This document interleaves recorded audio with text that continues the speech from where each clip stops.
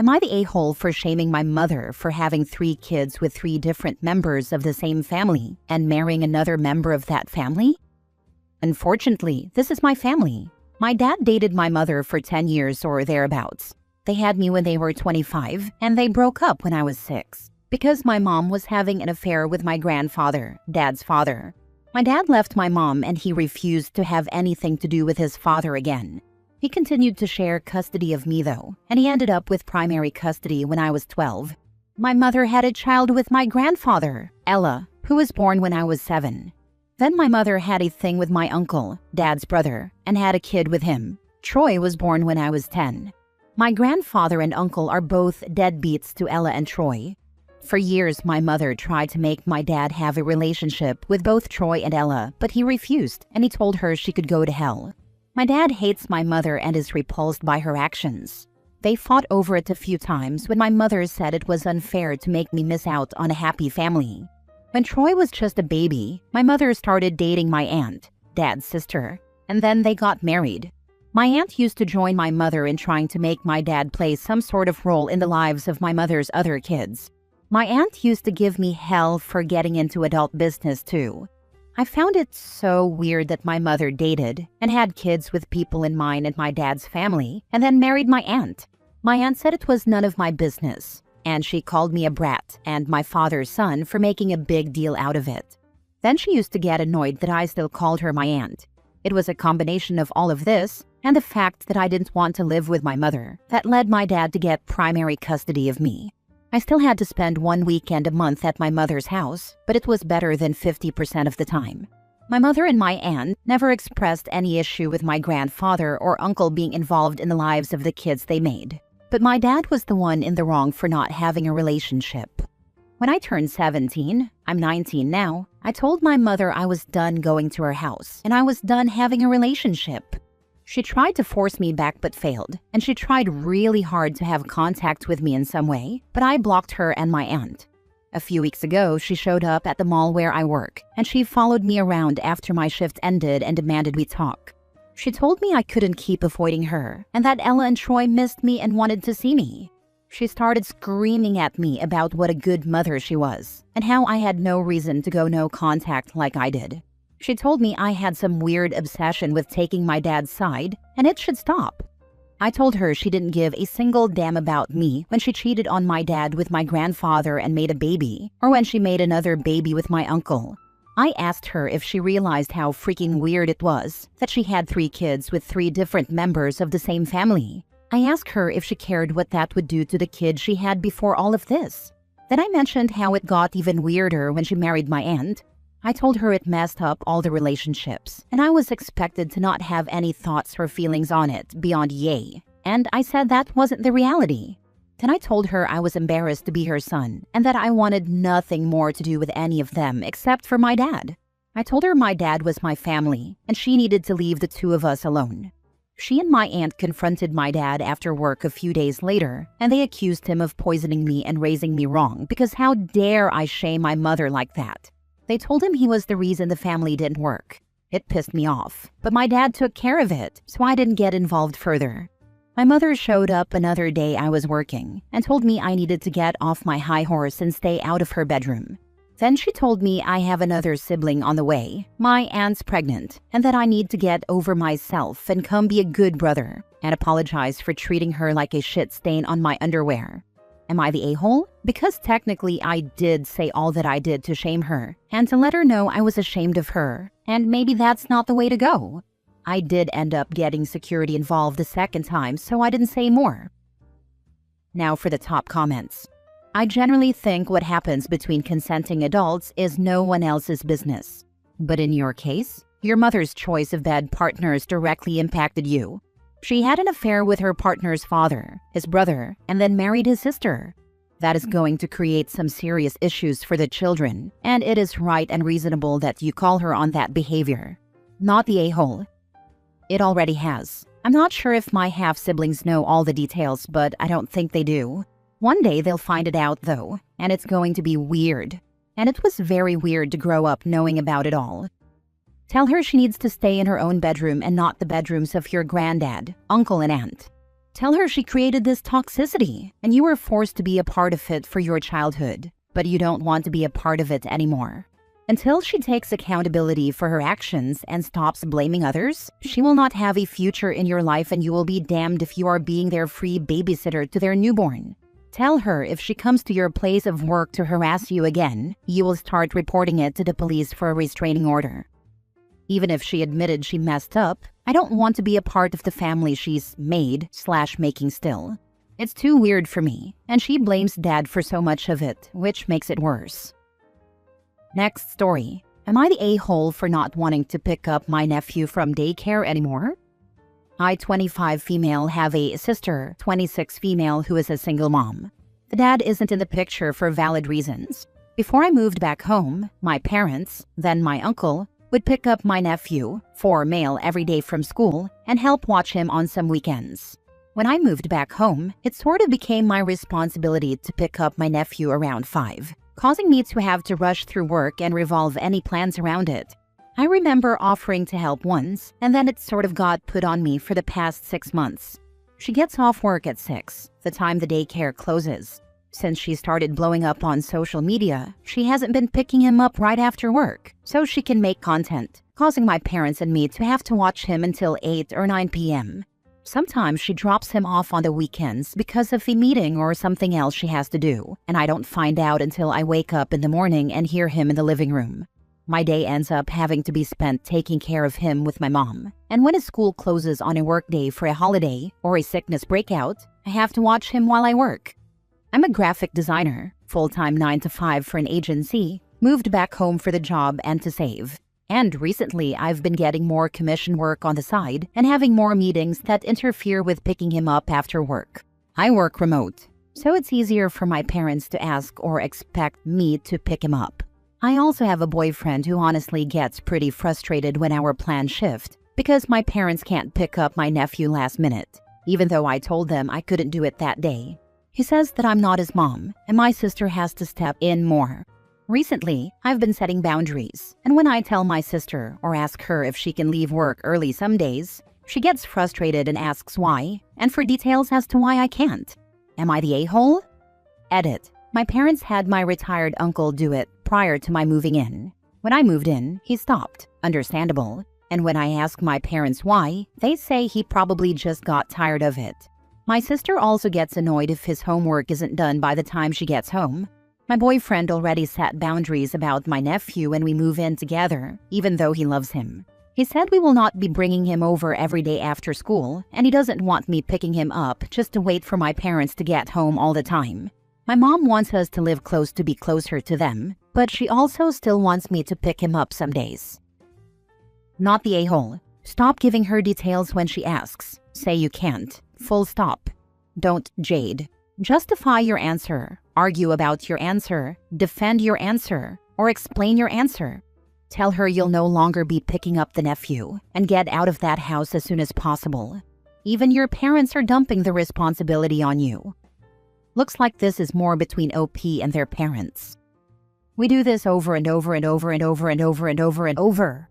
Nobody owes anybody child care services. If, however, this is a condition of moving back in with your parents, that is a completely different story. Thank you. Yes, I moved back in for a job in the area. Even though it's remote, they only support in certain states, and to save for a home with my boyfriend. They also work full-time, as do I, and I help out a lot around the house, and it's been a great co-living situation. Everything is fine, but this specific thing. So, this is a condition of moving back in with your parents? Technically, lol, I'm very easygoing and grounded as a person, so they know I'd do it. But it's been months and they stopped helping less and less, and as I'm growing my circle and footing in the city I live, it's been harder for me to balance it all. It wasn't a condition of me moving in. I didn't even know about how it went before I moved in. It was sort of dropped on me. My sister said she feels guilty about it. I honestly don't know how to go about it, but it is kind of a hot topic in my relationship.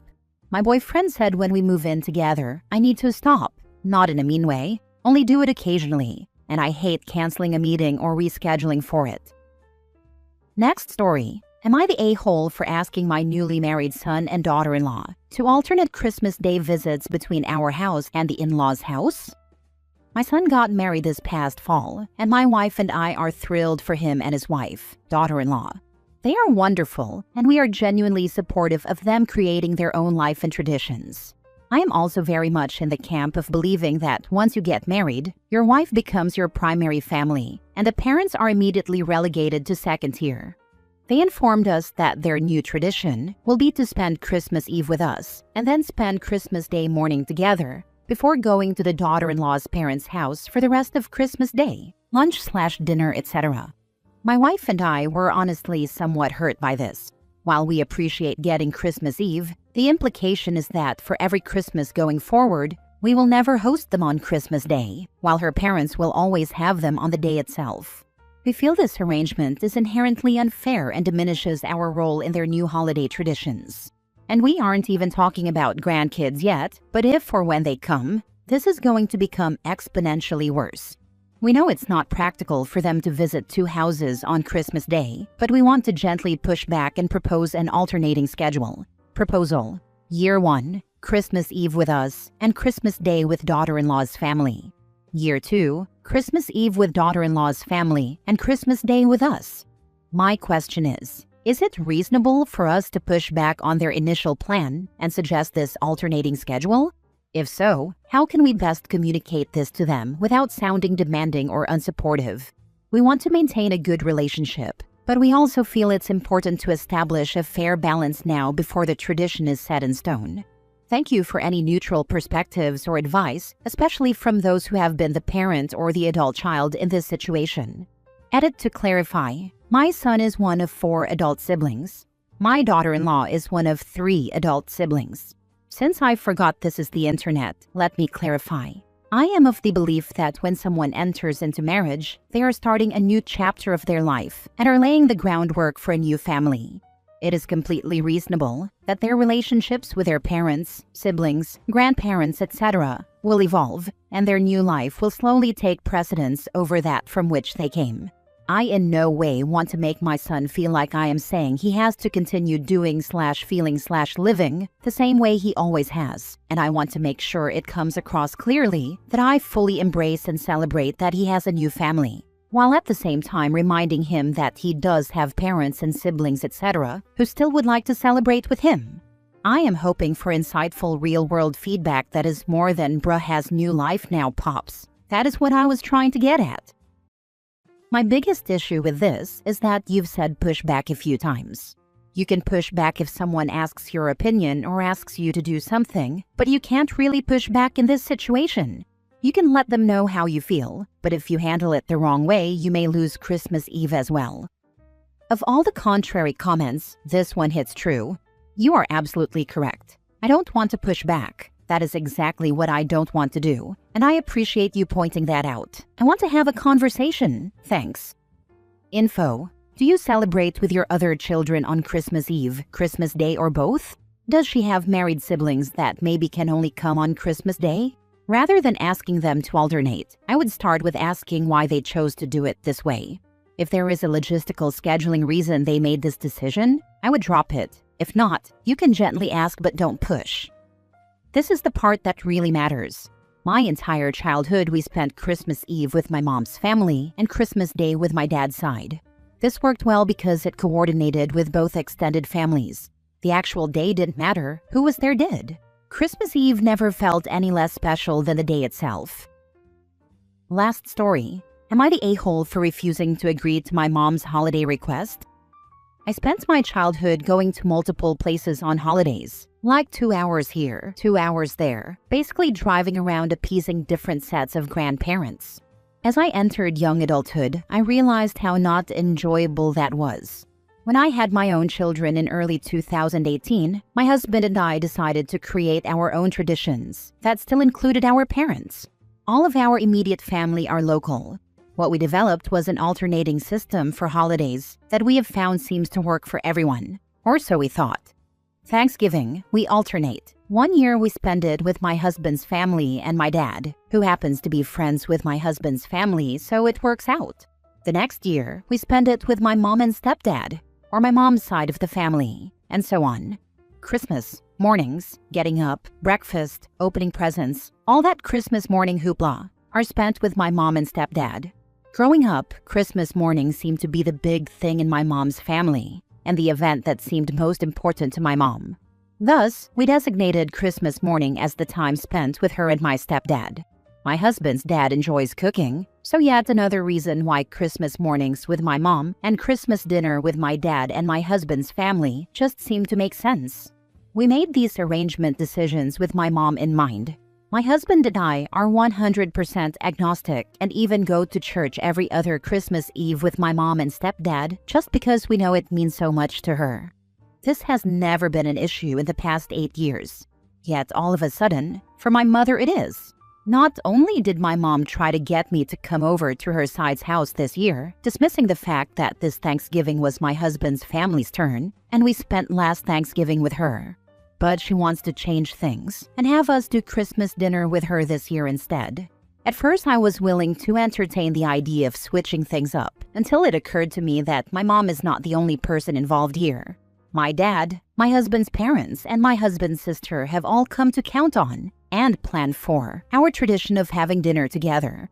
My mom is emotionally immature, and sticking to my boundaries is something I struggle with in my adult life.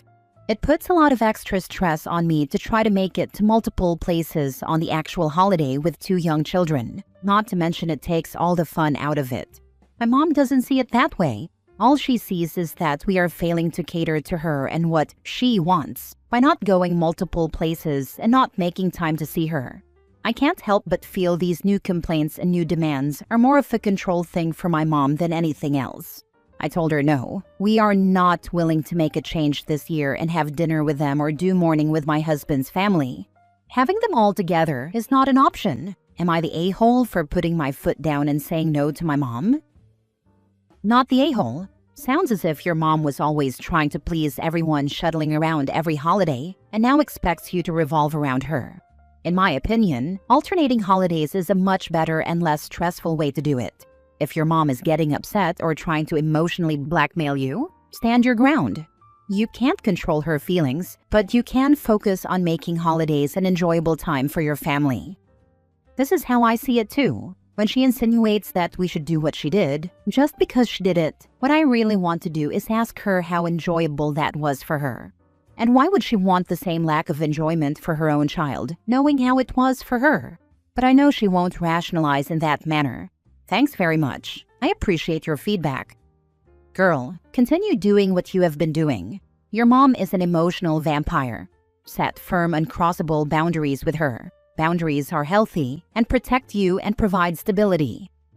I wish I could upvote this comment 1,000 times because my husband, who is very reasonable and pragmatic, refers to her as an emotional vampire as well. You hit the nail on the head.